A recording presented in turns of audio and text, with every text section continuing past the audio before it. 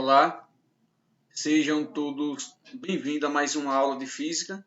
E a aula de hoje vai ser mais uma das etapas das aulas sobre a dinâmica de Newton. A aula de hoje vai ser sobre força elástica ou lei de Hooke, tá certo? Então, vamos lá. Ativar aqui o canetinha vermelha. Então, o que a gente pode entender como força elástica? A força elástica, pessoal, está relacionada à elasticidade de um corpo, independente do tipo de material, da forma e do tipo de mola. Se esse corpo tiver elasticidade e se algo provocar uma deformação nesse corpo, esse corpo vai ter força elástica, tá certo? Aí eu coloquei aqui três exemplos. Coloquei três exemplos. Um exemplo, uma mola em sistema de equilíbrio. Sistema de equilíbrio significa dizer que essa mola ela não foi nem comprimida e nem alongada. Seu estado natural dela é estar em equilíbrio, tá certo? Por essa mola estar em equilíbrio, ela não tem força elástica. Por quê? Porque a força elástica depende tanto da constante de elasticidade do corpo, como também da deformação. Né? Então, deixa eu colocar aqui a expressão matemática da lei de Hooke. A lei de Hooke é diretamente proporcional a K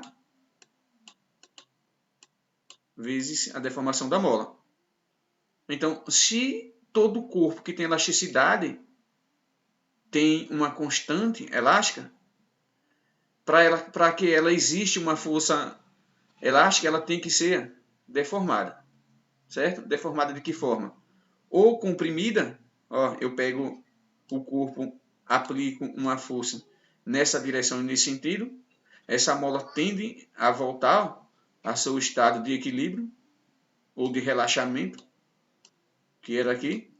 Por isso que a força elástica ela tem um sinal aqui de negativo, porque ela é restauradora, tá certo, pessoal? Então esse sinal negativo aqui de cá, que vocês podem encontrar em alguns livros e outros não colocam, significa dizer que a força elástica ela é restauradora. Ela tende a voltar quando a mola é comprimida ou alongada. Aqui está dizendo que a mola foi alongada. Quando ela é comprimida ou alongada, ela tende a voltar ao seu sistema de equilíbrio. Tá certo? Então, força elástica ou lei de Hooke está relacionada com a elasticidade do corpo. A intensidade, o tamanho, o módulo ou valor da força elástica de um corpo é proporcional à deformação. Quanto maior for a deformação da mola, maior vai ser a força elástica dela. Mas a gente tem que ter bastante cuidado. Por que a gente tem que ter bastante cuidado? Porque existe um limite elástico. Se a gente deformar uma mola ao limite, tendendo ao infinito, eu vou mudar o valor de K. Se eu mudo o valor de K, eu fico fora dos limites de elasticidade do corpo, fazendo com que aquele corpo não obedeça à lei de Hooke. Tá certo? Aí eu coloquei aqui um exemplo. Coloquei aqui um exemplo de uma mola aqui nessa parte inicial. Ela estava num ponto de equilíbrio. Eu pendurei nessa mola um bloquinho de massa M. E por conta desse bloco estar com a massa M, o que foi que aconteceu? Deformou a mola, tá certo? Aí para mim calcular a constante de elasticidade dessa mola, basta eu isolar aqui K, né, que é a constante de elasticidade da mola, o peso do bloquinho aqui, né, que é a massa vezes a aceleração da gravidade, e divido pela deformação da mola. Tá aqui a deformação. Aqui eu vou encontrar o quanto que essa mola aqui é dura ou mole, que representa nada mais do que a constante de elasticidade desse corpo aqui. Tá certo? Agora observe que isso aqui é uma equação do primeiro grau. Se a gente prestar atenção, esse K aqui corresponde nada mais do que o coeficiente angular da função. Como eu disse, a a força elástica está relacionada com a elasticidade de um corpo. Se esse corpo tem elasticidade, se nele for aplicada uma força que deforme esse corpo, comprimindo ou alongando, eu vou fazer com que esse corpo tenha força elástica. Então, independente do tipo, da forma e do tipo do material que esse corpo é feito, se existir elasticidade, eu vou ter uma força elástica. Graficamente, a lei de Hooke ela pode ser representada com esse gráfico aqui. Como esse gráfico aqui é força em função da deformação, a gente tem uma reta, mais uma vez prova que isso aqui é uma função do primeiro grau. Ó, é uma função do primeiro grau, né? Deformação da constante vezes a deformação. Como o K é um coeficiente angular, essa inclinação aqui corresponde ao coeficiente angular e essa reta que representa K, a gente pode encontrá-la numericamente. Ó, numericamente, K é a tangente. Não é isso? Quando a gente começou as aulas sobre a dinâmica de Newton, a gente percebeu que a força resultante que é aplicada em um corpo, ela é responsável por variar a velocidade de um corpo, né? Um corpo só tem variação de velocidade se nele existir uma força. E aqui podemos perceber também que um corpo, que uma força, assim como causa variação da velocidade de um corpo, a força também causa a deformação de um corpo.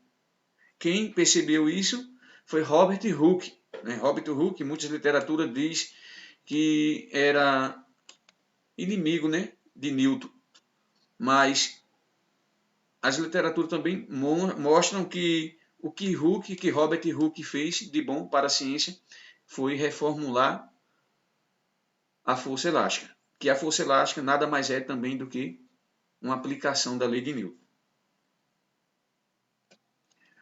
Vamos ver como isso pode ser cobrado nos vestibulares ou em outro tipo de exame. O gráfico a seguir representa a deformação de duas molas, A e B, de mesmo comprimento.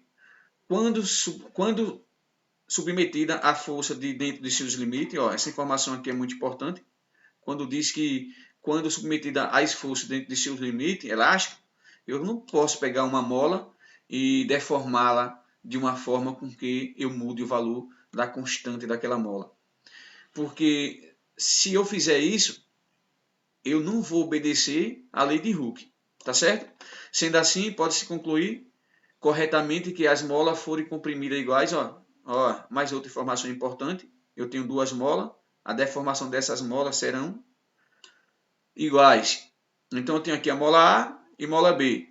Como vimos no slide anterior, ó, a força elástica nada mais é do que uma função do primeiro grau. E esse K, que é a constante de elasticidade da mola, representa o coeficiente angular da mola. Então, olha para aqui, o coeficiente angular da mola B. Agora, olha o coeficiente angular da mola A. Se K corresponde à elasticidade, a constante elástica da mola, como o coeficiente angular de A é maior do que B, isso diz que a força elástica de A é maior do que B. Então fica fácil a gente encontrar a alternativa correta aqui. Muito fácil. Olha o que é que diz a letra A. A letra A diz que B lança o corpo de massa M com força maior que A. Se a força elástica, ó, se força elástica é diretamente proporcional à constante, então B aqui é menor do que A. Então é impossível fazer com que B lance o corpo com força maior do que A, tendo em vista que o K de B é menor que A. Letra B. Letra B diz que A lança um corpo de massa M com força maior que B. É verdade, pessoal. Observe que A e B, de acordo com o texto aqui, tiveram a mesma deformação. Se tiver a mesma deformação, observe que o coeficiente angular de A é maior do que B. Se é maior, porque o K é maior do que B. Se o K é maior do que B, o K de A, então a força elástica de A é maior, se é maior, força maior que B. Então essa aqui é a alternativa correta. Mas vamos ver por que a alternativa C está errada. A alternativa C diz que A e B lançam o corpo de massa M com a mesma força. Não é a mesma força. Por quê? Porque, pessoal, a força elástica é diretamente proporcional ao produto da deformação com a constante da mola. Se a deformação foram iguais, K não foi igual. Por que K não foi igual? Porque o coeficiente angular aqui está diferente no gráfico. Se está diferente, não tem como os dois lançar com a mesma força. Teria como lançar com a mesma força se a retinha da mola B passasse aqui, ou a de A passasse aqui. Ou seja, se tivesse o mesmo coeficiente angular. Como não tem, a alternativa está errada. A e B não conseguem lançar um corpo de massa M dentro dos seus limites. Até conseguiria, pessoal, lançar. E iria depender da massa da mola. Né? Agora aqui, não consegue lançar um corpo de massa M dentro dos seus limites. Ele significa dizer que aquilo que eu falei no início, quando comecei a ler aqui, sobre submetida à força dentro do seu limite. Eu não posso pegar uma mola e deformá-la, fazendo com que eu mude o valor de K, da constante de elasticidade do corpo, tá certo? Tem que estar dentro dos limites da elástica. Se não tiver, não vai obedecer à lei de Hooke. Então, a alternativa correta, letra B, de bola. Mais uma questão para a gente finalizar essa aula. Considerando o conceito de constante elástica de mola, no valor de K, exposto na lei de Hooke, né, tem que estar de acordo com a lei de Hooke, tem que obedecer essa lei, podemos afirmar corretamente que quanto maior for o valor de K de uma mola, mais fácil será a deformação. Mentira, né, pessoal? K representa o quanto que a mola é dura. Então, quanto mais dura for a mola, mais dificuldade a gente vai ter para deformá-la. Né? Mais dificuldade. Então, K, quanto maior a mola, mais fácil. Mentira, é mais difícil, né? Quanto maior for o valor de K de uma mola, mais difícil será deformá-la. Então, isso aqui, quanto maior o valor de K, mais difícil. Verdade, né? O valor de K de uma mola nada tem a ver com a facilidade ou dificuldade de deformá-la. Mentira, tem tudo a ver, né? O valor de K de uma mola varia com a deformação que ela sofre ao ser submetida a uma força, né? Varia, né, se eu não atender aos limites da elasticidade do corpo.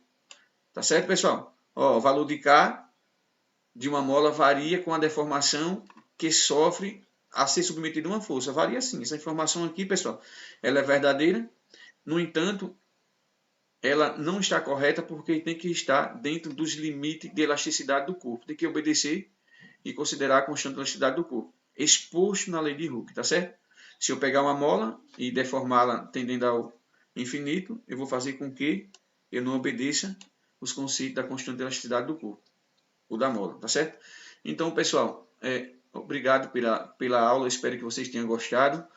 E não esquece, você ainda que não é inscrito, de se inscrever em nosso canal, dar um like nas nossas aulas e ativa o sininho, tá certo? Na descrição vou deixar o link da próxima aula. Obrigado e até a próxima aula, assim se Deus nos permitir.